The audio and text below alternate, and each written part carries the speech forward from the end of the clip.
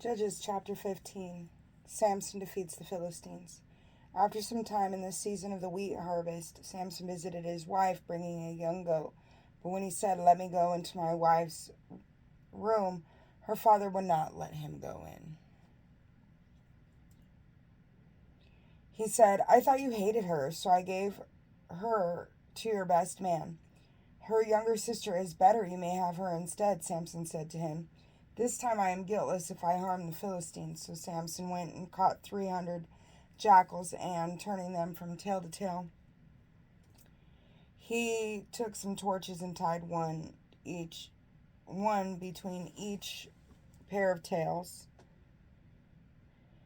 He then kindled the torches and let the jackals loose in the standing grain of the Philistines, thus burning both the shocks and the standing grain, the vineyards and olive groves.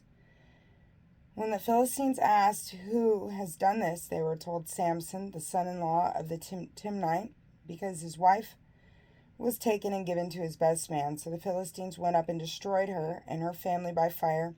Samson said to them, "If this is how you act, I will not stop until I have taken revenge on you."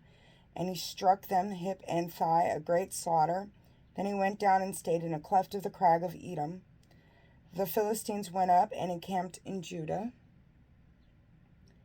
deploying themselves against Lehi. When the men of Judah asked, "Why have you come up against us?" they answered, "To take Samson prisoner, to do to him as he has done to us."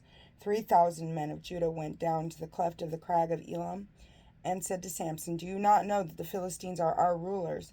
Why then have you done this to us?" He answered them, "As they have done to me, so have I done to them." They said to him, "We have come down to bind you and deliver you to the Philistines." Samson said to them, "Swear to me that you will not attack me yourselves." "No," they replied, "we will only bind you and hand you over to them. We will certainly not kill you." So they bound him with 2 new ropes and brought him up from the crag. When he reached Lehi and the Philistines came shouting to meet him, the Spirit of the Lord rushed upon him, the ropes around his arms, because like flax that is consumed by fire, and his bonds melted away from his hands. Coming upon the fresh jawbone of an ass, he reached out, grasped it, and with it killed 1,000 men. Then Samson said, "With the jawbone of an ass I have piled them in a heap. With the jawbone of an ass I have slain 1,000 men."